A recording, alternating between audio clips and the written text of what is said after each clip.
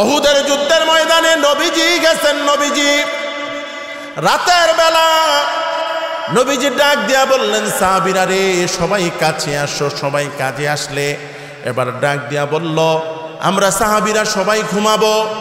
দুইজন সাহাবী হাত উত্তোলন করো, যারা আমরা ঘুমালে তোমরা পাহারা দিবা। সঙ্গে সঙ্গে দুইজন হাত উত্তোলন কইরা বলছে, লাব্বাইক ইয়া সাইয়্যিদি, লাব্বাইক ইয়া রাসূলুল্লাহ, আপনি যদি আমাদেরকে অনুমতি দেন আমরা সবাইকে পাহারা দিতে প্রস্তুত আছি। দুইজনের স্যাংশন হইয়া গেল, দুইজনকে অনুমতি দেয়া হলো, তারা পাহারা দিবে। সাহাবারা ঘুমাই গেলেন, নবীজি শুয়ে গেলেন। দুইজন সাহাবী একজন আরেকজনকে ডাক দিয়া বলে, দুইজন সাহাবী দরকার না, একজন যদি পাহারা দেয় আরেকজন যদি একটু আরাম করি তাহলে ভালো হয়। একটা কাজ কর, আমি ঘুমাই তুমি পাহারা দাও, তুমি পাহারা দাও আমি ঘুমাই, আমি পাহারা দেই তুমি ঘুমাও, এভাবে রাতটা চলে যাবে। ঠিক আছে বন্ধু। সে একটু আরাম করতেছে শুয়া শুয়া, আরেকজন দাঁড়ায় রয়েছে। দাঁড়াইয়া দেখতেছে আশেপাশে কোনো শত্রু বাহিনী নাই, আশেপাশে কোনো শত্রু বাহিনী নাই। দাঁড়াইয়া দাঁড়াইয়া মনে মনে চিন্তা করে, এই জায়গায় দাঁড়াইয়া যদি আমি নামাজ পড়া শুরু করে দেই আমার রাতটা এত সুন্দর কাটবে।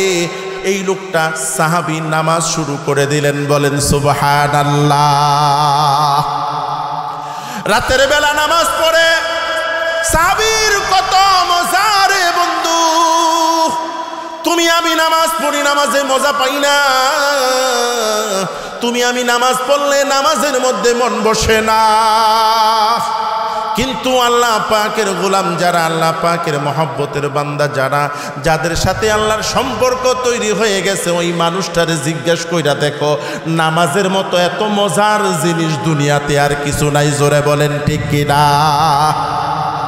সাহাবী আবার নামাজ শুরু করে দিল, কুরআনুল কারীম তেলাওয়াত শুরু করে দিল, সূরা ফাতিহা তেলাওয়াত করলো। এবার সূরা বাকারা নিল, অনেক লম্বা সূরা, সূরা পড়তেছে, সূরা পড়তেছে, সূরা পড়তেছে। বাকারা শেষ করার পরে সূরা আলে ইমরান তেলাওয়াত শুরু করে দিল। ওদিক দিয়া শত্রু বাহিনী রাতের বেলা ঘুম থেকে ওইটা খেয়াল করে পাহাড়ের উপরে কে যেন দাঁড়িয়ে আছে। আরেকটু খেয়াল করে দেখে একজন সাহাবী নামাজের মধ্যে দাঁড়ায় আছে। বলেন সুবহানাল্লাহ। সঙ্গে সঙ্গে কাফির মুশরিক বেঈমানেরা মনে মনে চিন্তা করলো, এই সুযোগে যদি আমি তারে শেষ করে দেই, তীর দিয়ে যদি তার বুকটা ফেরে দেই তাহলে শেষ হয়ে যাবে। আমরা যুদ্ধের ময়দানে মুসলমানদেরকে কিছু করতে পারবো না, কিন্তু রাতে রাতারে মুসলমানদেরকে আমরা শহীদ করে দিব। জোরে বলেন নাউজুবিল্লাহ। ওই আল্লাহ পাকের গোলাম নামাজ পড়তেছে, নামাজ পড়তেছে, নামাজ পড়তেছে, এত মজার নামাজ। এদিক দিয়ে একটা তীর আইসা বুকটাকে বিদ্ধ করে রাখছে, নামাজ ছাড়ে না। ডান হাতটার মধ্যে তীর আসে, নামাজ ছাড়ে না। বাম হাতের মধ্যে আইসা তীর লাগে, নামাজ ছাড়ে না। এভাবে করতে করতে সারা শরীরের মধ্যে 32টা তীর লাইগা গেছে। জোরে বলেন সুবহানাল্লাহ। কয়টা? 32টা তীর লাগার পরে একটা তীর মোটা তীর, বড় তীর, যেই তীরটার সামনে দিয়া বিষ মাখানো বড় একটা তীর আইসা গলাটার এপার ওপার এমন জোরে আইসা লাগলো, গলাটার ভেতরে চইলা গিয়া বাহির থেকে বের হইয়া গেল। এবার সাহাবী মনে মনে চিন্তা করলো, হয়তোবা আমার জীবন শেষ, হয়তোবা আমি চলে যাব। এখন আমি দুনিয়া ছেড়ে চলে গেলে আল্লাহর নবীর সাহাবীরা কষ্টের মধ্যে পড়বে, আল্লাহর নবীর সাহাবীর জীবন সংকটের মধ্যে পড়বে, নবীজির জীবন সংকটের মধ্যে পড়বে। এবার যদি আমার বন্ধুকে আমি না ডাক দেই বড় কষ্ট হবে, বড় সমস্যা হবে। এবার সে জীবন চলে যাচ্ছে। এমন সময়ে তার পার্শ্ববর্তী নবীজির সাহাবীরা ডাক দিয়া বলে, বন্ধুরে, ও বন্ধু, একটু উঠা তুমি তোমার দায়িত্ব পালন করো। সুবহানাল্লাহ কর। তারে দেখা আশ্চর্য হইয়া ভয় পায়া ডাক দিয়া বলে, বন্ধু ও আল্লাহর নবীর সাহাবী, তোমার এমন কেন হইল? তোমার কেন এমন হইল? একে একে গইনা দেখে 32টা 33টা তীরের আঘাত। এবার সাহাবী ডাক দিয়া বলে, বন্ধুরে, প্রথম তীরটা যখন লাগলো ওই সময় তুমি কেন আমারে জাগ্রত করলা না? প্রথম তীর লাগার পরে যদি তুমি আমারে ডাক দিতা, আমি ঘুম থেকে উঠা আমরাও তীর নিক্ষেপ করতাম, তাহলে তো তোমার এত সর্বনাশ হয় না। তুমি কেন প্রথম তীরের পরে আমারে ডাক দিলা না রে বন্ধু? ওই বন্ধু চোখের পানি ছাইরা কান্দে আর ডাক দিয়া বলে, বন্ধু ও বন্ধু, তুমি যখন ঘুমাই গেলা রে বন্ধু, আমি নামাজ শুরু করে দিলাম।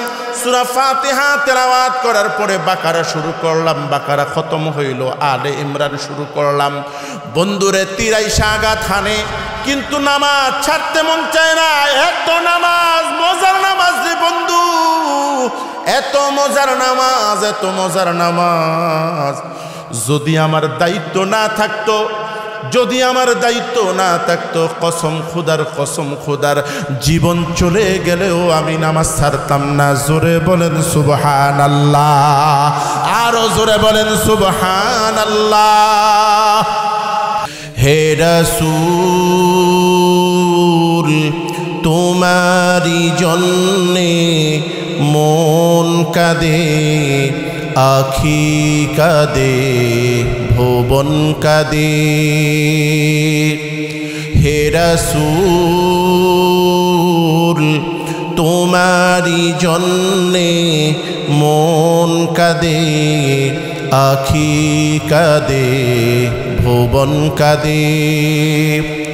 শুধু বেদনা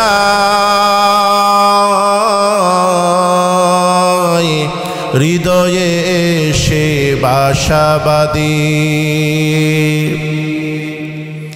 সাহারা সমতৃষায় এই বুকেতে, দহনে পুরে বরি হাজার দুঃখেতে।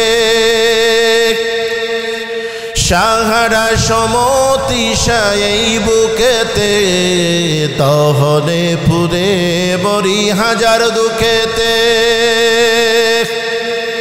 স্বপ্নে হলেও এসো একবার, স্বপ্নে হলেও এসো একবার, প্রেমে বড় বিরহ নদীর চারিদার। হে রাসূল, তোমারি জন্যে মন কাঁদে, আখি কাঁদে, ভুবন কাঁদে। সকলে বলি আল্লাহুম্মা আমিন। মহিষা ধামনা দক্ষিণ পাড়া পলানবাড়ি বাইতুন নূর জামে মসজিদের উদ্যোগে আজকের এই বার্ষিক ওয়াজ ও দোয়ার মাহফিল। আজকের এই মাহফিলের সম্মানিত সভাপতি জনাব মোহাম্মদ আমানুল্লাহ পালোয়ান, সৌদি আরব প্রবাসী। আজকের এই মহতি অনুষ্ঠানের সম্মানিত সহসভাপতি জনাব মোহাম্মদ সিরাজ দরানি, প্রোপাইটার মেসার্স পর্যায়ের নেতৃবৃন্দ, মঞ্চে উপবিষ্ট বিভিন্ন উলামায়ে কেরাম, গণ্যমান্য ব্যক্তিবর্গ, সম্মুখপানে উপবিষ্ট আমার দিনদার, পরেজগার, ইমানদার, নবীপ্রেমিক, কোরআন প্রেমিক মুমিন মুসলমান ভাইয়েরা, মুরব্বী বাবাজিরা, যুবক বন্ধুরা, পর্দার আড়াল থেকে যে সকল মা বোনেরা শুনছেন, সম্মানিতা মা এবং বোনেরা, আলোচনার শুরুতেই মহান রব্বুল আলামিনের কাছে শুকরগুজার করছি, কৃতজ্ঞতা জানাচ্ছি, যিনি আমাদেরকে আজকের এই কোরআনী প্রোগ্রামে, জান্নাতের বাগানে, দ্বীনি মজলিসে, উলামায়ে কেরামের মাথা হাতে আল্লাহ পাক আমাদেরকে নিয়ে এসেছেন। এই জন্য আমরা বেজান না খুশি? জোরে বলেন, বেজান না খুশি? কম না বেশি? আমরা যদি সত্যিকার অর্থে খুশি হয়ে থাকি, আমরা সকলেই আল্লাহ পাকের কাছে শুকরগুজার করি, আমরা পড়ি আলহামদুলিল্লাহ। সবাই বলি আলহামদুলিল্লাহ। রব্বানা লাকাল হামদ হামদান কাসীরান তয়্যিবান মুবারাকান ফি। সম্মানিত হাজিরিন, আমরা সকলে মিলে কার প্রশংসা করলাম? আরো একটু জোরে বলেন, কার? আমার আপনার হায়াত মৌতের মালিককে, আমার আপনার রিজিক সম্মান ইজ্জত মর্যাদার মালিককে, আমার আপনার সর্বময় ক্ষমতার মালিককে, আল্লাহ সুবহানাহু ওয়া তাআলা জাল্লা জালালুহু আম্মা নাওয়ালুহু। সেই আল্লাহ পাকের নির্দেশে আমি আপনি আমরা দুনিয়াতে এসেছি। একদিন আল্লাহ পাকের নির্দেশে আমি আপনি আমরা দুনিয়া ছেড়ে চলে যাব। এখানে যারা এসেছি সকলেই চলে যাব, আর এখানে যারা আসি নাই আমরা কেউ দুনিয়া ছেড়ে যাব না। এখানে যারা এসেছি সবাই দুনিয়া ছেড়ে চলে যাব, আর যারা আসে নাই তারা কেউ যাবে না, তারাও যাবে। বোঝা গেল দুনিয়াতে আসলে তাকে যেতে হয়। এই যে আপনার আমার পাশে একটা কবরস্থান আছে, আছে কিনা বলেন তো? এখানে এমন কেউ কি আছেন হাত উত্তোলন করতে পারবেন সাহস করে যে হুজুর আমি এমন একজন মানুষ যার কোনো আত্মীয় স্বজন কবরে নাই? এমন একজন মানুষ সাহস করে হাত উত্তোলন করেন, আমাকে দেখান যে হুজুর আমি এমন একজন মানুষ যে মানুষটার কবরে কোনো আত্মীয় স্বজন নাই। একজনও নাই। যারা বাহিরে আছে ঘোরাফেরা করছে তাদের মধ্যে কেউ আছে? তাদের মধ্যেও কেউ নাই যে যার কবরে কোনো আত্মীয় স্বজন নাই। আমার ভাইরা, এই যে কবরস্থানে যারা শুয়ে আছেন, আমার মা শুয়ে আছে, আমার বাবা শুয়ে আছে, আমার আত্মীয় স্বজনগুলো কবরের মধ্যে শুয়ে আছে। জোরে বলেন ঠিক কিনা? আমার বাপজানেরা, আল্লাহ রাব্বুল আলামিন দুনিয়াতে আমাকে আপনাকে পাঠাইছেন। একদিন আমাকে আপনাকেও কবরের মধ্যে যেতে হবে। যেমনি ভাবে আমার মা আমার বাবাও কবরে গেছে, यही हम सब मुसाफिर हैं, कब्र आखिर ठिकाना। यही हम सब मुसाफिर हैं, कब्र आखिर ठिकाना। कोई आगे रवाना है, कोई पीछे रवाना। ও বন্ধুরা, পর্দার আড়ালের মা এবং বোনেরা, যুবক ভাইরা, দিলের কান লাগায়া একটু শুই না জানগো। তাফসীরুল কোরআন মাহফিল, কোরআনের মজলিস। আমার মা কবর থেকে তাকাইয়া তাকাইয়া চোখের পানি ফেলে, বাবা কবর থেকে তাকাইয়া তাকাইয়া চোখের পানি ফেলে। আজকে বাইতুন নূর জামে মসজিদের উদ্যোগে মাহফিল। যারে যা বাপ যা, মাহফিলে গিয়া দুটা হাত উঠাইয়া চোখের পানি ছাইরা একটু যদি আমার জন্য ক্ষমা আনতে পারিস, কবরের মধ্যে আগুন আর সহ্য করতে পারি না। বাবা চিৎকার করে ডাক দিয়া বলে, সন্তান রে, ও সন্তান, এত সম্পত্তি আমি রেখে গেলাম, কবরের মধ্যে পইরা আগুনের মধ্যে দাউ দাউ কইরা জ্বলে রে সন্তান, একটু কি তোর মায়া লাগে না রে সন্তান? ওই মসজিদের মাহফিলে আজকে কোরআনের কথা বলে। আজকে একজন মুসাফির মানুষ ঢাকা থেকে এসেছে, একটু দোয়া করবে। সন্তান রে, হুজুরের সাথে দোয়ায় হাত শামিল করি, হইতে পারে দোয়ার বিনিময়ে আমার কবরটাকে আল্লাহ তাআলা জান্নাত বানাই দিতে পারেন কিনা। চান্দে গুই গোয়ে মান বুসতানে মান চান্দে গুই গোয়ে মান বুসতানে মান ইনা গুই গুয়ে গুরুস্তানে মান ইনা গুই গুয়ে গুরুস্তানে মান। ও আমার ভাইরা, মুরব্বী বাবাজিরা, যুবক বন্ধুরা, পর্দার আড়ালের মা এবং বোনেরা গো, একটু দিলটা নরম কইরা কবরের দিকে একটু মোতাবাজ্জ হইয়া যান। এই দুনিয়াতে আমি আপনি যদি পরিচয় দিতে যাই, পরিচয় দেয় আমি অমুক বংশের সন্তান, আমি বড় শিক্ষিত, আমি বড় প্রভাবশালী, আমি বড় নেতা, আমি বড় ক্ষমতাবান, সুরে বলেন বন্ধুরা ঠিক কিনা? পরিচয় দিতে গেলে সুন্দর সুন্দর পরিচয়গুলা দেয়। আমার বাবা এই এলাকার চেয়ারম্যান, আমার বাবা এই এলাকার মেম্বার, আমার বাবা এই ইউনিয়নের বড় সভাপতি, সেক্রেটারি, কত সুন্দর সুন্দর পরিচয়গুলো আমি দেই। কবি বলতেছে, বান্দারে এমন পরিচয় তুমি দিলারে বান্দা, যেই পরিচয়টা তোমার সাথে যাবে না। এমন পরিচয় তুমি দিলা যেই পরিচয়টার কোনো পরিচয় নাই। এমন প্রকাশ নিজেরে তুমি করলারে বান্দা,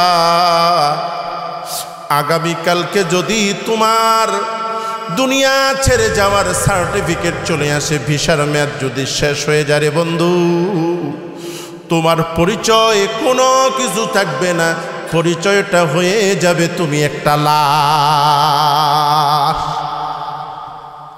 আমার ভাইয়েরা, মুরব্বী বাবাজিরা, যুবক বন্ধুরা, পর্দার আড়ালের মা এবং বোনেরা, আশেপাশে যারা ঘোরাঘুরি করেন, তাদের হাতে দড়ি পায়ে পড়ি রে বন্ধু, প্রতিদিন এখানে কিন্তু কোরআনের মজমা জমে না।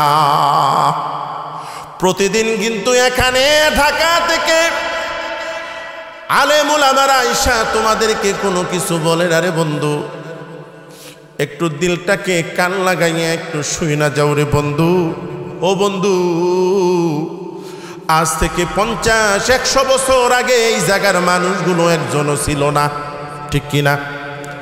100 বছর আগে এখানে কোনো মানুষ এখানে ছিল না।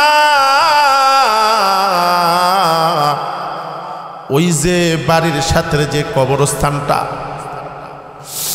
আজ থেকে 100 বছর পরেও এখানে এমন মানুষ আছে যে একটা মানুষও হইতে পারে কেউ দুনিয়াতে থাকবে না।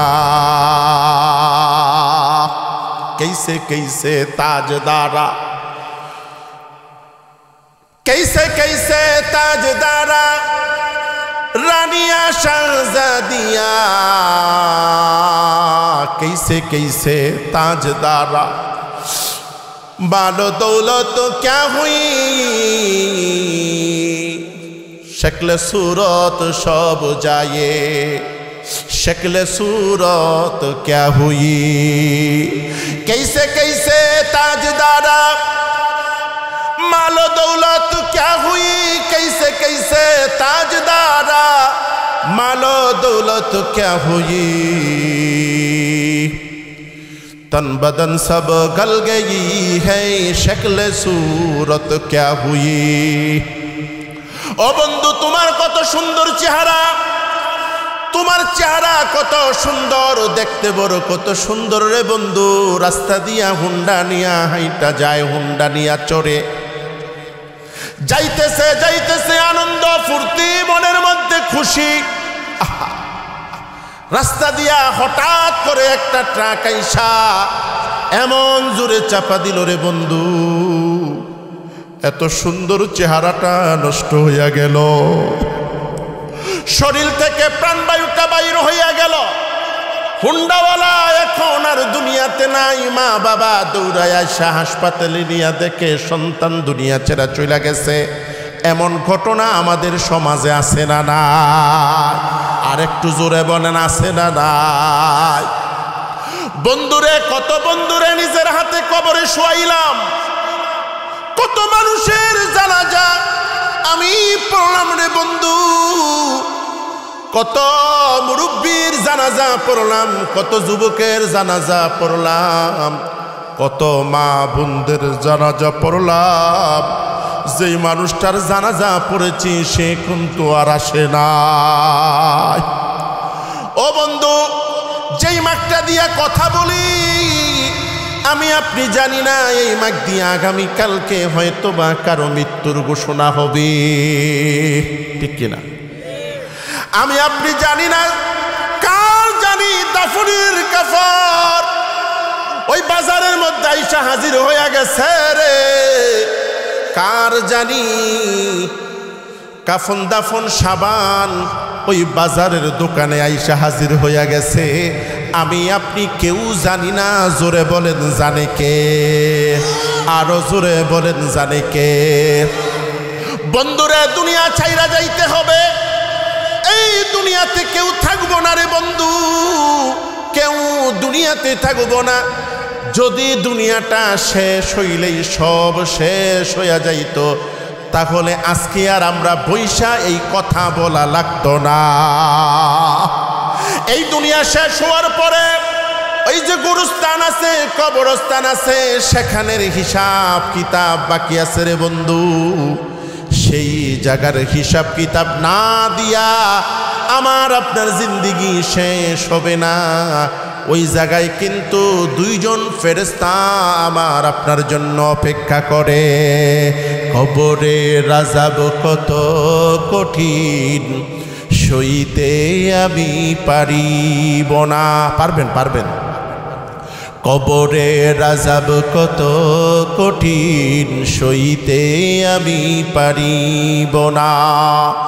মৃত্যু যন্ত্রণা কত কঠিন, সইতে আমি পারিব না।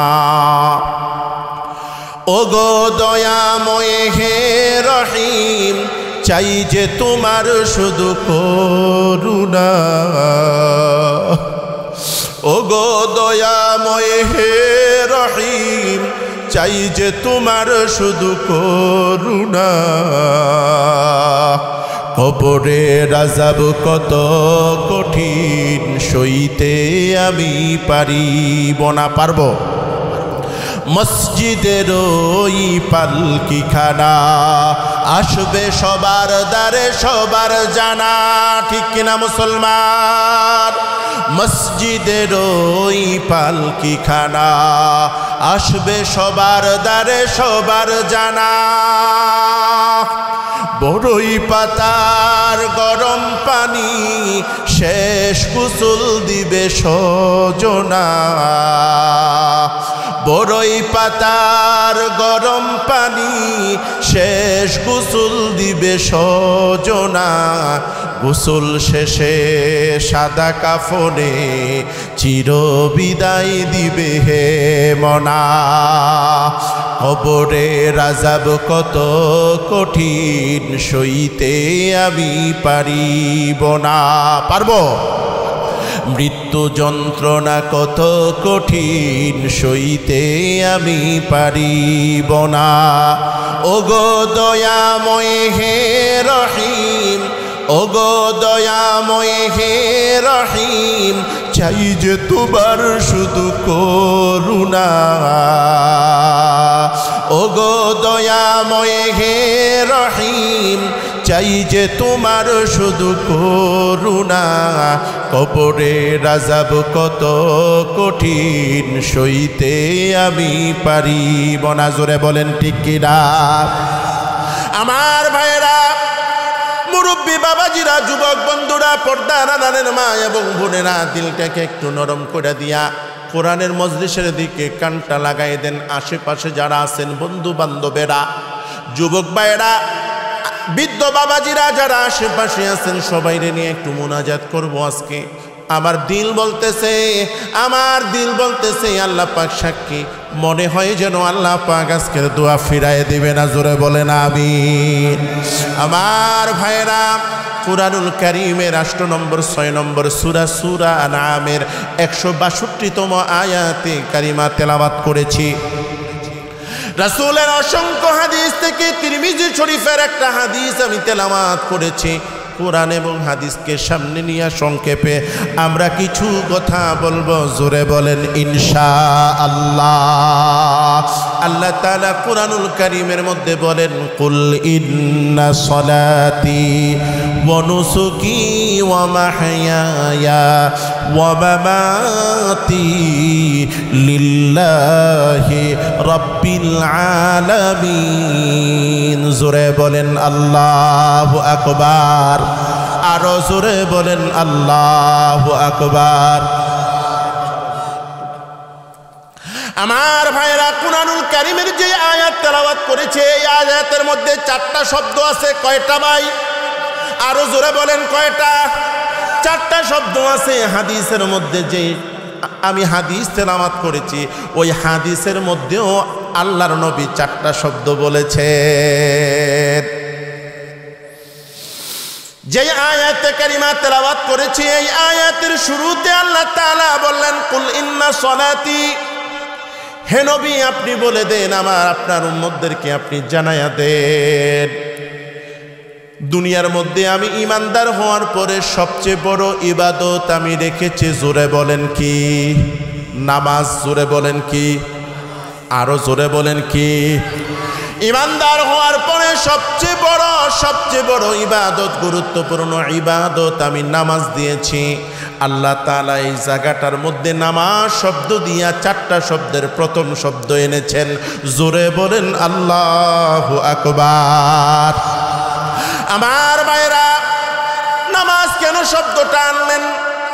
আল্লাহ তাআলা অন্য শব্দ আনতে পারতেন, এখানে নামাজ আনছেন। মুহাদ্দিসিনে কেরাম, মুফাসসিরিনে কেরাম ডাক দিয়া বলেন, নামাজ এমন একটা ইবাদত, নামাজ এমন একটা ইবাদত যেই ইবাদতের মাধ্যমে বান্দা আল্লাহর সাথে সম্পর্ক তৈরি হয়ে যায়। জোরে বলেন সুবহানাল্লাহ। আমার ভাইরা, সম্পর্কের দাম আছে না নাই? আরো জোরে বলেন আছে না নাই? সম্পর্কের দাম দুনিয়াতে আছে, আখেরাতেও আছে রে বন্ধু। এই দুনিয়াতে সম্পর্কের বড় দাম। আমাদের কারো সাথে যদি কোনো বড় চেয়ারম্যানের সম্পর্ক থাকে, মানুষগুলো আইসা তারে ডাক দিয়া বলে, বন্ধু ও আমার ভাই, আমি একটু বিপদে পড়ছি, চলো চেয়ারম্যান সাহেবের কাছে যাই। লোকটা ডাক দিয়া বলে, তোমার বিপদ তুমি যাইবা, আমারে কেন টানো? বলছে, তোমার সাথে চেয়ারম্যানের সম্পর্ক, এই জন্য তোমারে টানি। জোরে বলেন ঠিক কিনা? এলাকার এমপির সাথে একজনের ভালো পরিচয়, ভালো খাতির আছে, মসজিদের জন্য কিছু উন্নয়নের ফান্ড লাগবে। সবাই মিল্লা বলল, আমরা এতজন 100 জন মানুষ গেলে কাজ হবে না, অমুক ব্যক্তি যদি যায় তাহলে সঙ্গে সঙ্গে এমপি সাহেব সাইন কইরা আমাদের মঞ্জুরি দিয়া দিব। জোরে বলেন ঠিক কিনা? ও বন্ধু, দুনিয়াতে সম্পর্কের দাম আছে। কারো সাথে মন্ত্রী বাহাদুরের দাম আছে, উপদেষ্টা মণ্ডলীর দাম, সম্পর্ক আছে। কেউ যদি কোনো বিপদে পড়ে ওই লোকটার সাথে নিয়ে যায়, সম্পর্কের দাম আছে। ও বন্ধু, দুনিয়াতে সম্পর্কের দাম যদি তুমি বুঝো, তোমার সাথে আমার সাথে যদি আমার রবের সম্পর্ক থাকে রে বন্ধু, রবের সম্পর্ক থাকলে সেই সম্পর্কের দাম আছে না না? কেমন সম্পর্কের দাম, কেমন সম্পর্কের দাম! একজন দরিদ্র মানুষ ঘরের মধ্যে শুইয়া আছে, ঘরের উপর দিয়া টপ টপ করে পানি ঝরে, চালটা ফাটা, মাঝে মাঝে আসমান থেকে সূর্য দেখা যায়, মাঝে মাঝে আসমানের চাঁদ দেখা যায়, চালটা ফাঁকা। আল্লাহ পাকের এই গোলাম দরিদ্র মানুষ, মনের মধ্যে বড় ব্যথা বেদনা, অনেক কিছু সমস্যা, কিন্তু এই বান্দার সাথে তার রবের একটা সম্পর্ক আছে। কুড়িঘরের মধ্যে বৈশা গভীর রাত্রে বেলা আল্লাহর এই গোলাম ওযু কইরা যায় নামাজ বিছাইয়া 2 রাকাত করে 4 রাকাত নামাজ পড়া, এবার আল্লাহর গোলাম চোখের পানি ছাইরা আল্লাহকে ডাক দিয়া বলে, আন্দার সাদা এ ফানি করদম গুনা তো দানি শর্মন্দা রব খানি তু রহম কুন রহিমা। আল্লাহ রাব্বুল আলামিনের কাছে বান্দা যখন দুটা হাত উত্তোলন কইরা চোখের পানি ফালাইয়া কান্দে, আরশে আজিমের মালিক ডাক দিয়া বলে, ও গোলাম, আমি রব্বুল আলামিন জায়গা আছি তোর কথাগুলোর জবাব দেওয়ার জন্য। জোরে বলেন না সুবহানাল্লাহ। বান্দা তুই বল। বান্দা কিন্তু কুড়ে ঘরের মধ্যে বৈশা রইছে। বান্দা কিন্তু কুড়ে ঘরের মধ্যে বৈশা আল্লাহ পাককে ডাকে। আল্লাহ তাআলা আরশে আজিম থেকে বান্দার কথার জবাব দেয়। জোরে বলেন সুবহানাল্লাহ।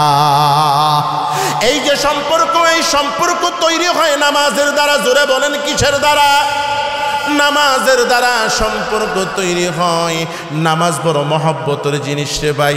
নামাজ যে মজা পেয়ে গেছে, ওই আল্লাহর বান্দা কোনোদিন নামাজ ছাড়তে পারে না। যুদ্ধের ময়দানে নবীজি গেছেন, উহুদের যুদ্ধের ময়দানে নবীজি গেছেন। নবীজি রাতের বেলা নবীজি ডাক দিয়া বললেন, সাহাবীরা রে, সবাই কাছে আসো। সবাই কাজে আসলে এবার ডাক দিয়া বলল, আমরা সাহাবীরা সবাই ঘুমাবো। দুইজন সাহাবী হাত উত্তোলন করো, যারা আমরা ঘুমালে তোমরা পাহারা দিবা। সঙ্গে সঙ্গে দুইজন হাত উত্তোলন করে বলছে, লাব্বাইক ইয়া সাইয়্যিদি, লাব্বাইক ইয়া রাসূলুল্লাহ, আপনি যদি আমাদেরকে অনুমতি দেন আমরা সবাইকে পাহারা দিতে প্রস্তুত আছি। দুইজনের স্যাংশন হইয়া গেল, দুইজনকে অনুমতি দেয়া হলো, তারা পাহারা দিবে। সাহাবারা ঘুমায় গেলেন, নবীজি শুয়ে গেলেন। দুইজন সাহাবী একজন আরেকজনকে ডাক দিয়া বলে, দুইজন সাহাবী দরকার না, একজন যদি পাহারা দেই, আরেকজন যদি একটু আরাম করি তাহলে ভালো হয়। একটা কাজ কর, আমি ঘুমাই, তুমি পাহারা দাও। তুমি পাহারা দাও, আমি ঘুমাই। আমি পাহারা দেই, তুমি ঘুমাও। এভাবে রাতটা চলে যাবে। ঠিক আছে বন্ধু। সে একটু আরাম করতেছে শুয়া। আরেকজন দাঁড়ায় রয়েছে, দাঁড়াইয়া দেখতেছে আশেপাশে কোনো শত্রু বাহিনী নাই, আশেপাশে কোনো শত্রু বাহিনী নাই। দাঁড়াইয়া মনে মনে চিন্তা করে, এই জায়গায় দাঁড়াইয়া যদি আমি নামাজ পড়া শুরু করে দেই, আমার রাতটা এত সুন্দর কাটবে।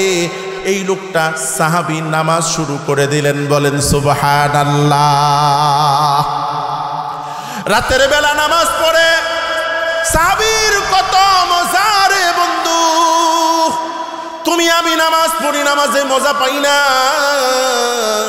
তুমি আমি নামাজ পড়লে নামাজের মধ্যে মন বসে না। কিন্তু আল্লাহ পাকের গোলাম যারা, আল্লাহ পাকের মহব্বতের বান্দা যারা, যাদের সাথে আল্লাহর সম্পর্ক তৈরি হয়ে গেছে, ওই মানুষটারে জিজ্ঞেস কইরা দেখো, নামাজের মতো এত মজার জিনিস দুনিয়াতে আর কিছু নাই। জোরে বলেন ঠিক কিনা? সাহাবী আবার নামাজ শুরু করে দিল, কুরআনুল কারীম তেলাওয়াত শুরু করে দিল, সূরা ফাতিহা তেলাওয়াত করলো। এবার সূরা বাকারা নিল, অনেক লম্বা সূরা পড়তেছে। বাকারা শেষ করার পরে সূরা আলে ইমরান তেলাওয়াত শুরু করে দিল। ওদিক দিয়া শত্রু বাহিনী রাতের বেলা ঘুম থেকে ওইটা খেয়াল করে, পাহাড়ের উপরে কে যেন দাঁড়িয়ে আছে। আরেকটু খেয়াল করে দেখে একজন সাহাবী নামাজের মধ্যে দাঁড়ায় আছে। বলেন সুবহানাল্লাহ। সঙ্গে সঙ্গে কাফের মুশরিক বেঈমানেরা মনে মনে চিন্তা করলো, এই সুযোগে যদি আমি তারে শেষ করে দেই, তীর দিয়ে যদি তার বুকটা ফেরে দেই তাহলে শেষ হয়ে যাবে। আমরা যুদ্ধের ময়দানে মুসলমানদেরকে কিছু করতে পারবো না, কিন্তু রাতের আধারে মুসলমানদেরকে আমরা শহীদ করে দিব। জোরে বলেন নাউজুবিল্লাহ। ওই আল্লাহ পাকের গোলাম নামাজ পড়তেছে, এত মজার নামাজ।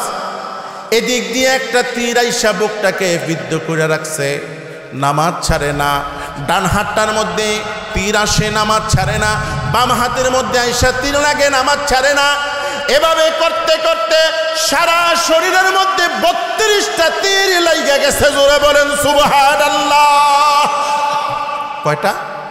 32টা তীর লাগার পরে একটা তীর মোটা তীর, বড় তীর, যেই তীরটার সামনে দিয়া বিষ মাখানো বড় একটা তীর আইসা গলাটার এপার ওপার এমন জোরে আইসা লাগলো, গলাটার ভেতরে চইলা গিয়া বাহির থেকে বের হইয়া গেল। এবার সাহাবী মনে মনে চিন্তা করলো, হয়তোবা আমার জীবন শেষ, হয়তোবা আমি চলে যাব। এখন আমি দুনিয়া ছেড়ে চলে গেলে আল্লাহর নবীর সাহাবীরা কষ্টের মধ্যে পড়বে, আল্লাহর নবীর সাহাবীর জীবন সংকটের মধ্যে পড়বে, নবীজির জীবন সংকটের মধ্যে পড়বে। এবার যদি আমার বন্ধুকে আমি না ডাক দেই বড় কষ্ট হবে, বড় সমস্যা হবে। এবার সে জীবন চলে যাচ্ছে। এমন সময়ে তার পার্শ্ববর্তী নবীজির সাহাবীরা ডাক দিয়া বলে, বন্ধুরে, ও বন্ধু, একটু উঠা তুমি তোমার দায়িত্ব পালন করো। সুবহানাল্লাহ কর। আল্লাহ নবীর সাহাবী তারে দেখা আশ্চর্য হইয়া ভয় পায়া ডাক দিয়া বলে, বন্ধু, ও আল্লাহর নবীর সাহাবী, তোমার এমন কেন হইল? তোমার কেন এমন হইল? একে একে গইনা দেখে 32টা 33টা তীরের আঘাত। এবার সাহাবী ডাক দিয়া বলে, বন্ধুরে, প্রথম তীরটা যখন লাগলো ওই সময় তুমি কেন আমারে জাগ্রত করলা না? প্রথম তীর লাগার পরে যদি তুমি আমারে ডাক দিতা, আমি ঘুম থেকে উঠা আমরাও তীর নিক্ষেপ করতাম, তাহলে তো তোমার এত সর্বনাশ হয় না। তুমি কেন প্রথম তীরের পরে আমারে ডাক দিলা না রে বন্ধু? ওই বন্ধু চোখের পানি ছাইরা কান্দে আর ডাক দিয়া বলে, বন্ধু, ও বন্ধু, তুমি যখন ঘুমাই গেলা রে বন্ধু, আমি নামাজ শুরু করে দিলাম।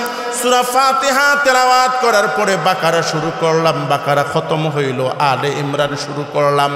বন্ধুরে তীর আইসা আঘাত হানে, কিন্তু নামাজ ছাড়তে মন চায় না।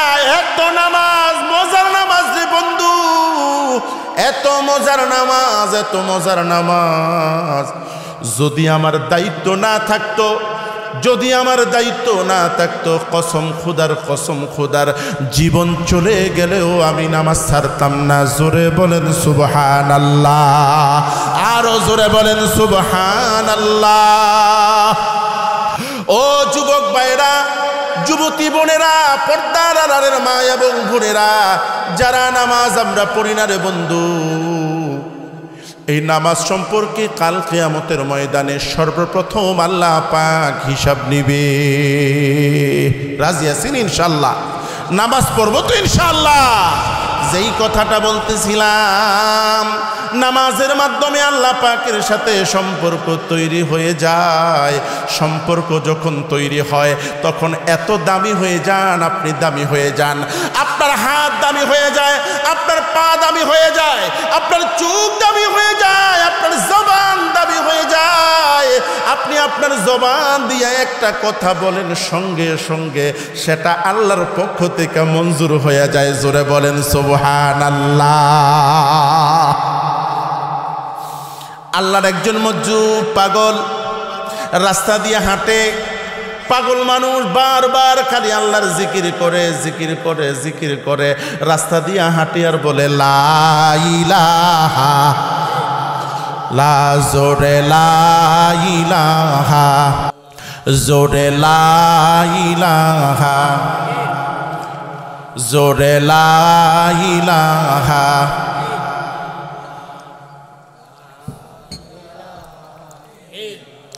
হায়াতের মালিক যে আল্লাহ, মৌতের মালিক সেই আল্লাহ, বলো লা ইলাহা, জোরে লা ইলাহা।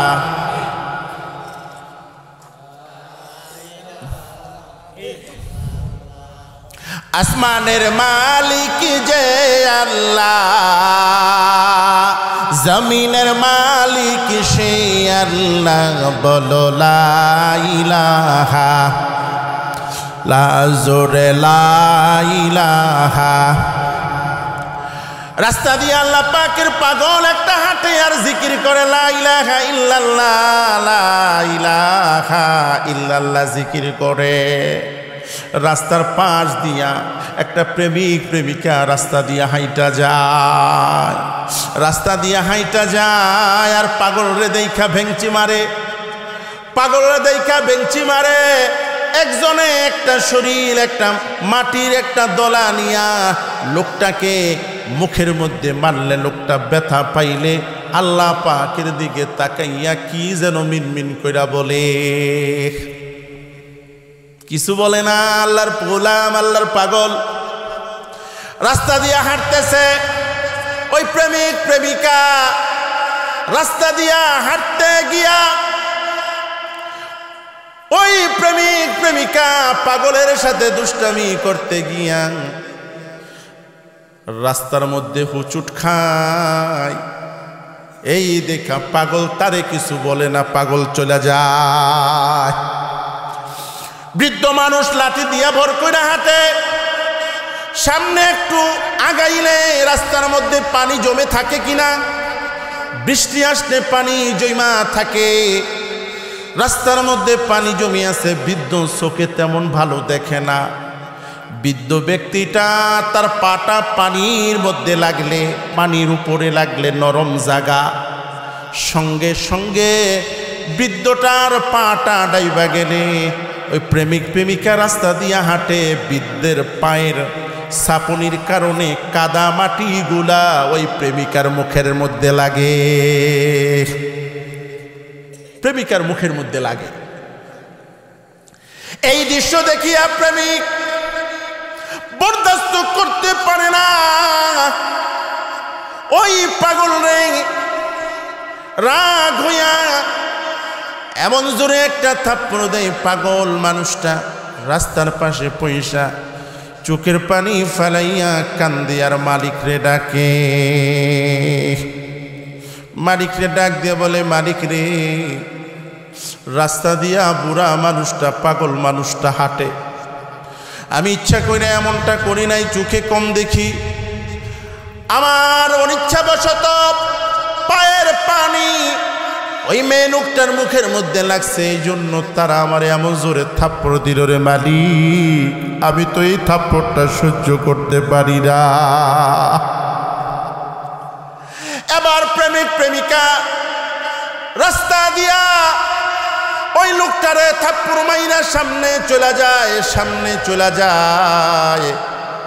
প্রেমিক প্রেমিকারে বুঝায়, দেখো তোমারে আমি কত মহব্বত করি, কত ভালোবাসি, আমার মুখের মধ্যে কাদা লাগলে ওই লোকটারে আমি মারতাম না, কিন্তু তোমার মুখের মধ্যে কাদা লাগছে আমি বরদাস্ত করতে পারি না। দুইটা যুবক যুবতী রাস্তা দিয়ে হাঁটে আর প্রেমিক প্রেমিকাকে এই কথা বুঝায় আর ডাক দিয়া বলে, তোমার সামান্য কষ্টও আমি সহ্য করতে পারি না। ওই যে রাস্তার মধ্যে পাগল লোকটা পড়ে পড়ে কান্দে আর তার মালিকের কাছে বলে, মালিক রে, আমার এমন জোরে থাপ্পড় দিল রে মালিক, আমি বৃদ্ধ মানুষ সহ্য করতে পারি না। আসমানের মালিক আরশে আজিমের মালিক ডাক দিয়া বলে, রে ও আমার গোলাম,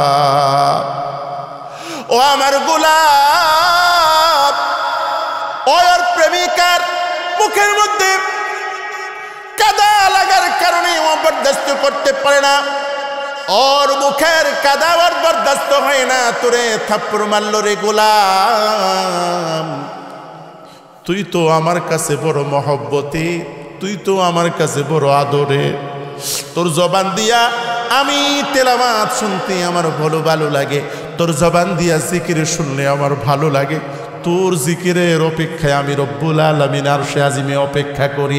জোরে বলেন না সুবহানাল্লাহ।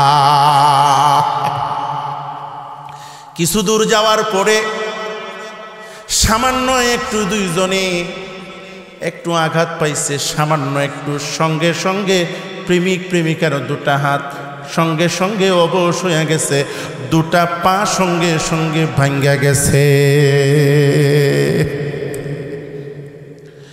একজন আরেকজনের দিকে তাকাইয়া ডাক দিয়ে বলে, ভালো জায়গা, এখানে তো আঘাত করার কিছু নাই, এখানে তো পা ভাঙ্গার কোনো কিছু নাই, সামান্য একটু হুচুট খাইলাম, সঙ্গে সঙ্গে দুটা হাত অবশ হইয়া গেল, দুটা পা সঙ্গে সঙ্গে ভাঙ্গা গেল।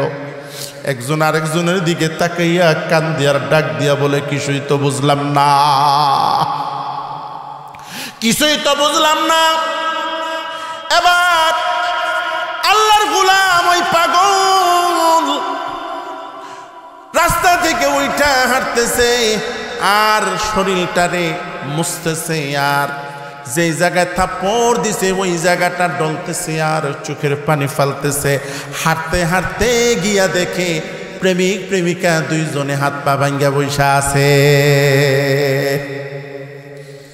সঙ্গে সঙ্গে এই লোক দুটার মাথার মধ্যে একটা বিষয় চলে আসছে, বল এই লোকটারে যে থাপ্পড় দিলাম এটা বড় জুলুম করলাম, অন্যায় করলাম। সঙ্গে সঙ্গে মাথার মধ্যে বিষয়টা আসার পরে একজন আরেকজনের দিকে ডাক দিয়া বলে, একজন আরেকজনের দিকে ডাক দিয়া বলে, প্রেমিক প্রেমিকারে ডাক দিয়া বলে, তোমারে আঘাত করলে তোমার মুখের মধ্যে যদি কোনো কেউ কালি মারে, কেউ কাদা মারে, তোমার কষ্ট যেমনি ভাবে সহ্য করতে পারি না রে মুসলমান। আল্লাহ রব্বুল আলামিনের কোন বুজুর্গ বান্দা, কোন নেককার বান্দা, কোন মাহবুব বান্দা যদি কেউ অপমান করে, অপদস্থ করে, স্বয়ং আল্লাহ রব্বুল আলামিন সেটা আরশে আজিম থেকে বরদাস্ত করতে পারে না। জোরে বলেন সুবহানাল্লাহ।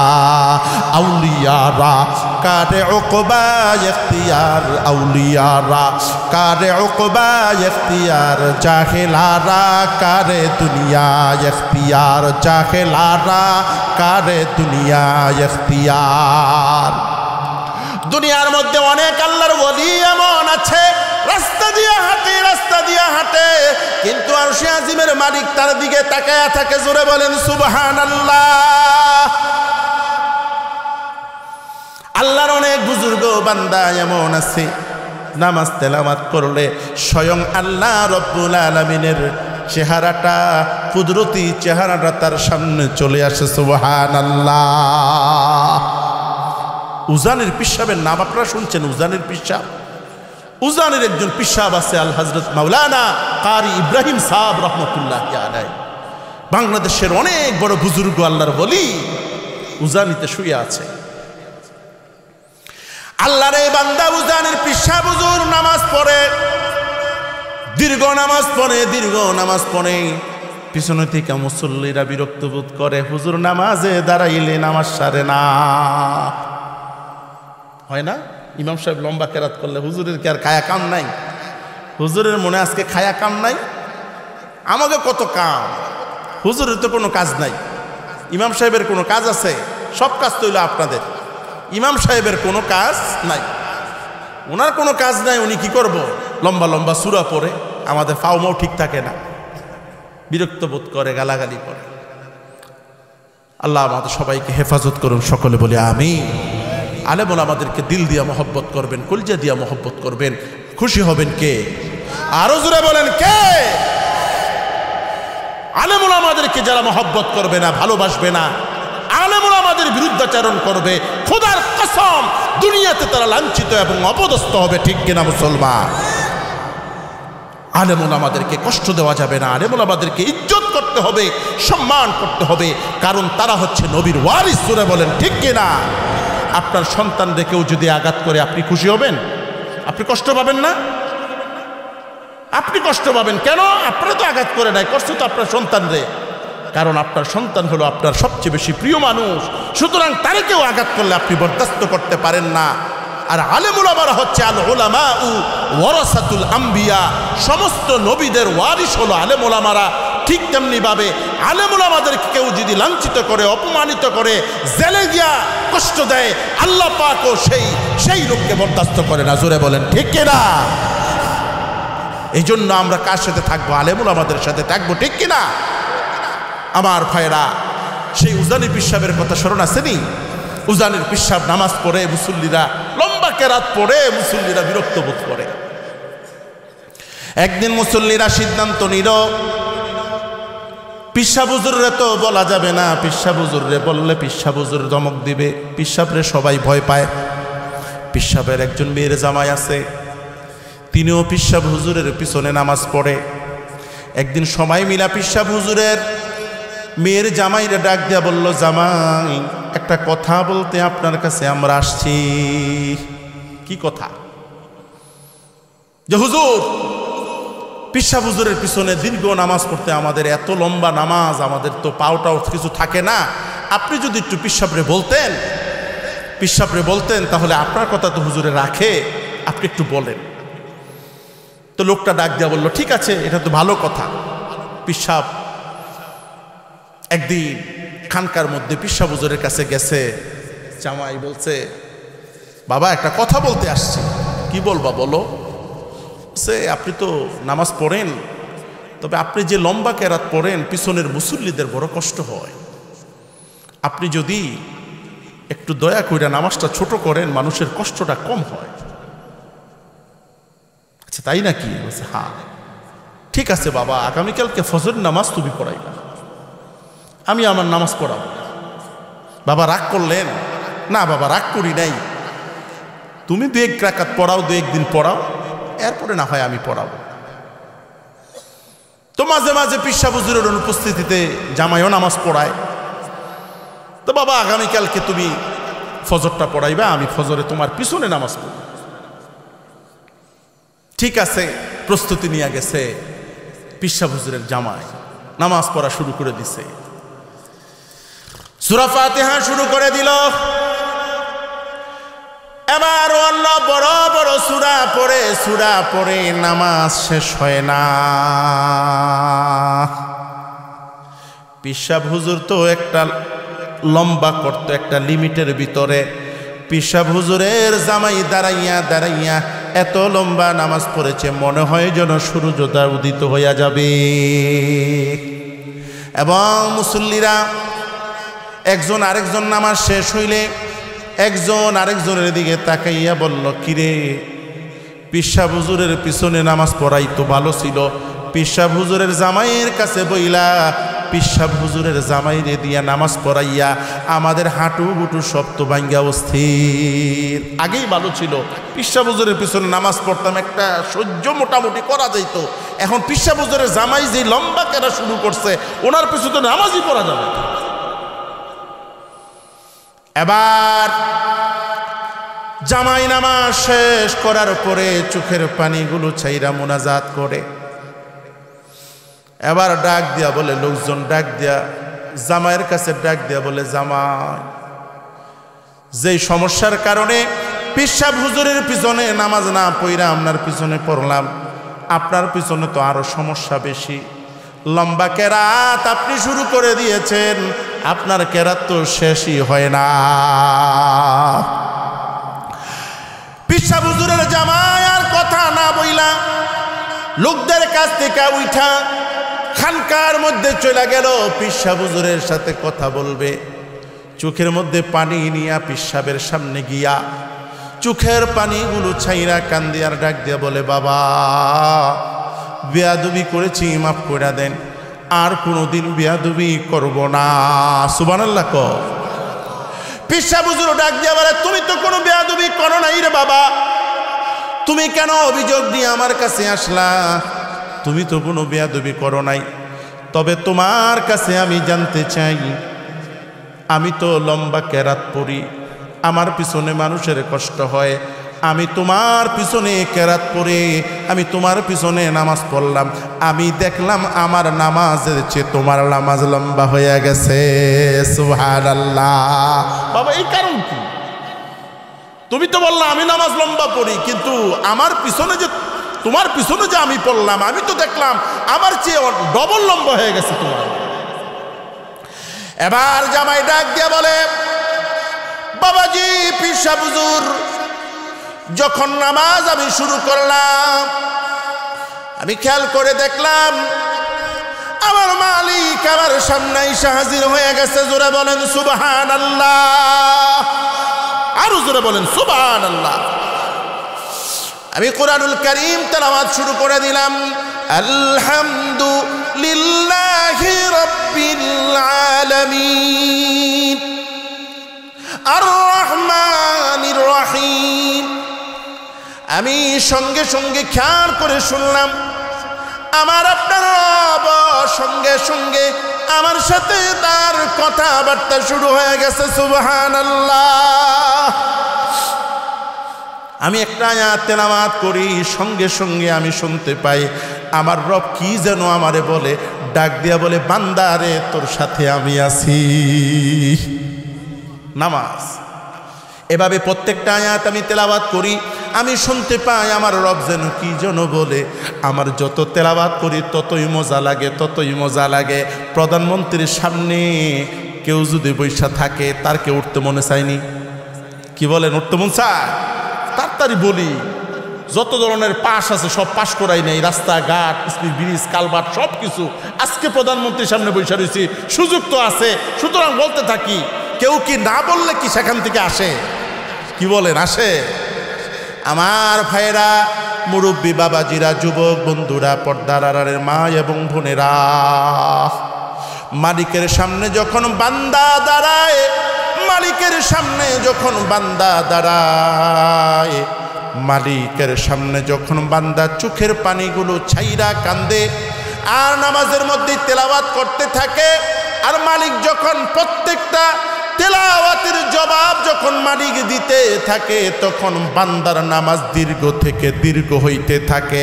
এত মজার নামাজ, এত মজার নামাজ, এত মজার নামাজ হয়, মনে হয় যেন দুনিয়ার সব কিছু চইলা যায়, চইলা যায়, চইলা যায়, দুনিয়ার সব কিছু শেষ হয়ে যায় রে বান্দা।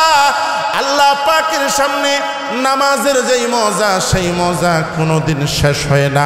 জোরে জোরে বলেন সুবহানাল্লাহ, আরো জোরে বলেন সুবহানাল্লাহ। আমার ভাইয়েরা, এই জন্য নামাজের মাধ্যমে কোরআন তেলাওয়াত করতে হবে, নামাজের মাধ্যমে আল্লাহর সাথে সম্পর্ক তৈরি করতে হবে। রাজি আছেন ইনশাআল্লাহ? এক নম্বর শব্দ কইলাম, কয় নম্বর? আজকে যদি 4টা আলোচনা আমি করি, রাত 3টা বাজে যাবে, 2টা বাজে যাবে, আপনাদের বড় কষ্ট হবে। বেশি আপনাদেরকে কষ্ট দিব না। 2 নম্বর শব্দ আমি বললাম ওয়ানুসুকে। ওয়ানুসুকে, দুনিয়াতে যত ইবাদত আছে, যত বন্দিগি আছে, সব ইবাদত বন্দিগি জোরে বলেন কার জন্য? আরো জোরে বলেন কার জন্য?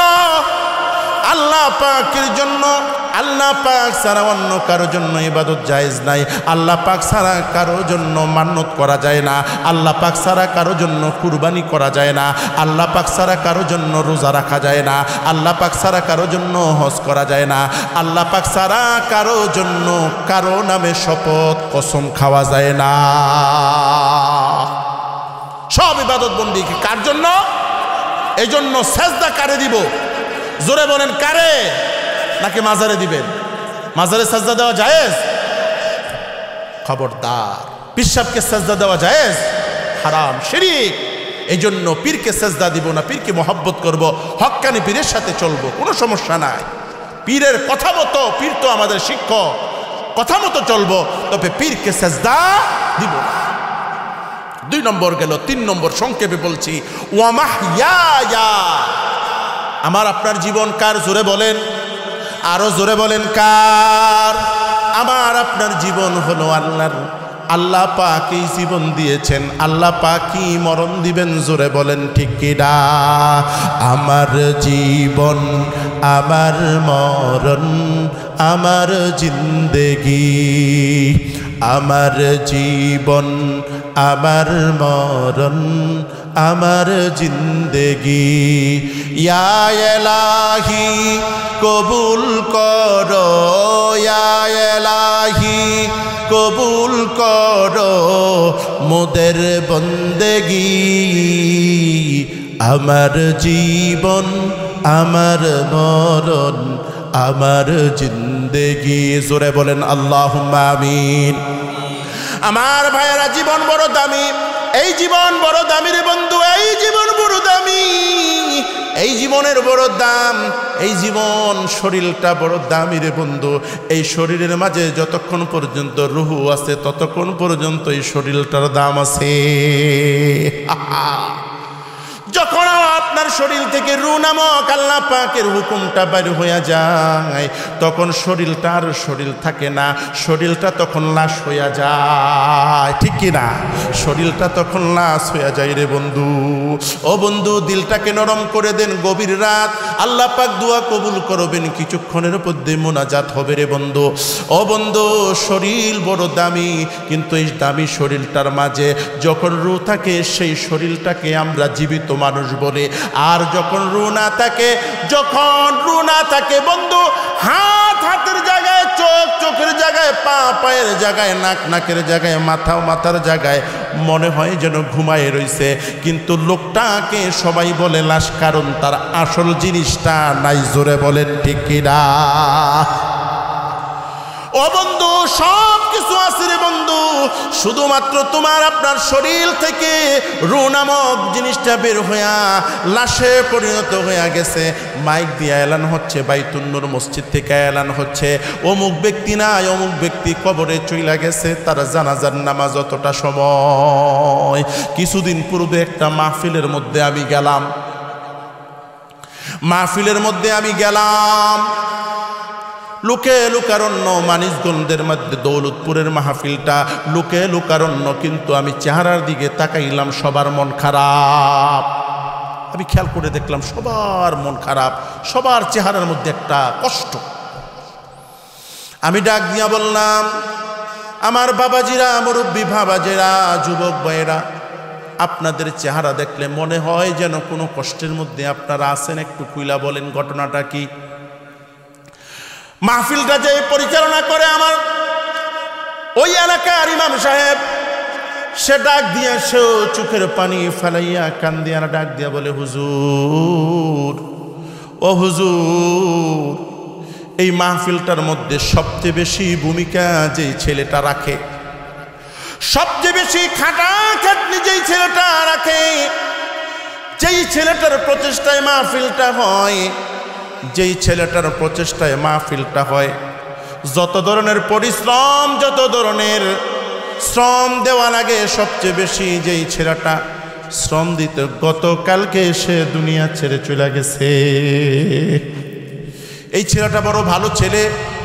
আগে এই জায়গাটার মধ্যে গান বাজনা হইতো, আগে এখানে যাত্রাপালা হইতো, নাচ গান হইতো, সার্কাস হইতো। এই ছেলেটা প্রস্তুতি নিয়ে আজ থেকে 3 বছর আগে ছেলেটা প্রস্তুতি নিয়ে এলাকাবাসীরে বুঝাইয়া, আলেম ওলামাদেরকে সাথে নিয়া 3 বছর আগে থেকে মাহফিল শুরু করেছে। আজকের মাহফিলটাও ওই ছেলেটার পরিশ্রমের ফসল। কিন্তু গতকালকে হঠাৎ যেন কি হলো, নামাজ টামাজ পইরা একটু ঘুমাইতে গেছে, আর সঙ্গে সঙ্গে সে দুনিয়া ছেড়ে চলে গেছে। আমার ভাইরা, দিলটাকে একটু নরম করে দেন। যুবক ভাইরা এখানে অনেকেই আছেন, একটু দিলটাকে নরম করে দেন, আল্লাহর দিকে মুতাওয়াজ্জু হন। এই দুনিয়াতে আমরা কেউ থাকবো না, দুনিয়া ছেড়ে চলে যেতে হবে কিনা?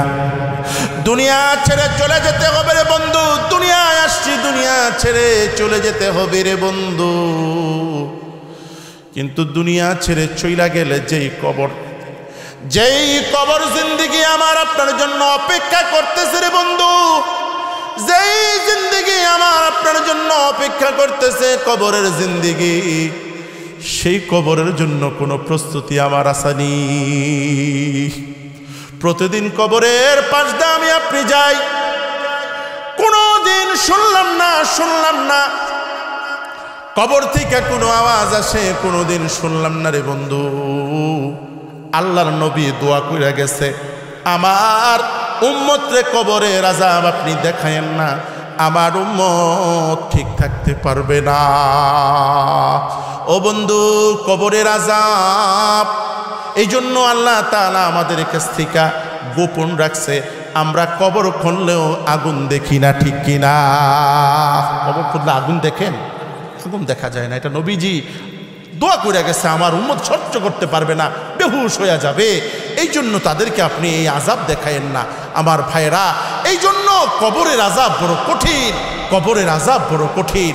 হযরত উসমান রাদিয়াল্লাহু তাআলা আনহু, নবীজির একজন সাহাবী উসমান রাদিয়াল্লাহু তাআলা আনহু যখন কবরের পাশ দা যাইতেন, পাগল হইয়া বেহুশ হইয়া পড়ে যাইতেন, সাহাবারা ধইরা নিয়া উসমানকে বলতেন, উসমান, জান্নাতের কথা শুনলে আপনি এমন করেন না, জাহান্নামের কথা শুনলেও আপনি এমন করেন না, আপনি পুলসিরাতের কথা শুনলেও এমন করেন না, হাসর মিজানের কথা শুনলেও আপনি এমন করেন না রে উসমান। যেই মাত্র কবরের পাশ দা আপনি যান, আপনি বেহুশ হইয়া যান কেন? হযরত উসমান চোখের পানি ছাইরা কান্দিয়ার ডাক দিয়ে বলে, ও আমার সাহাবীরা, ও আমার সাহাবীরা, নবীজির কাছে কি তোমরা শুনো নাই?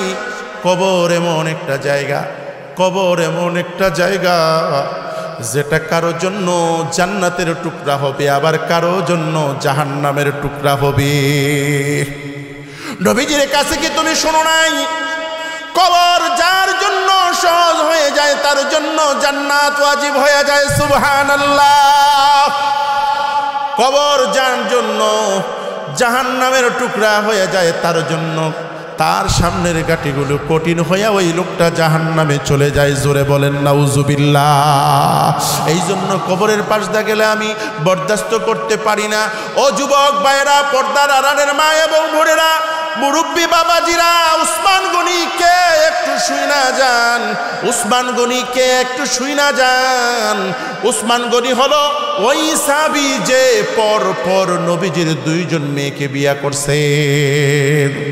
এই জন্য উসমানকে জিন্নুরাইন বলা হয়, দুই নূরের অধিকারী, অর্থাৎ নবীজির দুইজন কন্যা সন্তানকে উসমান বিয়ে করছে। বলেন সুবহানাল্লাহ। উসমান হলো ওই সাহাবী যে তৃতীয় খলিফা, হযরত উমরের পরে যে মুসলিম রাষ্ট্রের যিনি রাজত্ব করেছেন তিনি হলেন উসমান। উসমান হলো এমন একজন খলিফা, আল্লাহর রাসূলের জন্য সারা জিন্দেগি যত সম্পদ আল্লাহ পাক তারে দিয়েছেন সবগুলো সম্পদ নবীজির পায়ের মধ্যে আইনা রাইখা দিছে। জোরে বলেন সুবহানাল্লাহ। উসমান এমন একজন সাহাবী, যে উসমান সাহাবীকে নবীজি 10 জন সাহাবী এমন আছে যাদেরকে নবীজি জান্নাতের সুসংবাদ দিছে। ওই জান্নাতের সুসংবাদ দেনেওয়ালা সাহাবীর একজন হলেন উসমান। জোরে বলেন সুবহানাল্লাহ। অর্থাৎ দুনিয়ায় থাকতে জান্নাতের সার্টিফিকেট, উসমান গনির জন্য জান্নাতের সার্টিফিকেট। সেই উসমান গনি যখন কবরের পাশ দা যায়, পাগল হয়ে যায়, হয়রান হয়ে যায়, বেহুশ হয়ে যায়। আমরা কতবার কবরের পাশ দা আশেপাশে ঘোরাঘুরি করি, আবার আপনার দিলটা কিন্তু একটু নরম হয় না, ঠিক কিনা? আমার ভাইরা, কবরে যেতে হবে। যেই কবরের সাথী নাই, বাতি নাই, বন্ধু নাই, বান্ধব নাই, এমন একটা কবরের মধ্যে আমাকে আপনাকে যেতে হবে কিনা? এমন কেউ নাই, এমন কেউ নাই যার জন্য কবর অপেক্ষা করে না রে বন্ধু। প্রতিদিন কবর আমার আপনারে ডাকে, আমারে আপনারে ডাকে, কবর আমারে আপনারে ডাকে। ডাক দিয়া বলে, আমি কিন্তু বড় সাপ বিচ্ছুর ঘর, আমি কিন্তু কষ্টের ঘর, আমি কিন্তু কষ্টের টুকরা, আমি কিন্তু একাকীর ঘর, আমি কিন্তু মাটির ঘর, আমি কিন্তু বিচ্ছুর ঘর, আমি কিন্তু সাপের ঘর। বারবার বলে আর ডাক দিয়া বলে, কবরে আসার আগে কবরের সামানা নিয়ে আসো।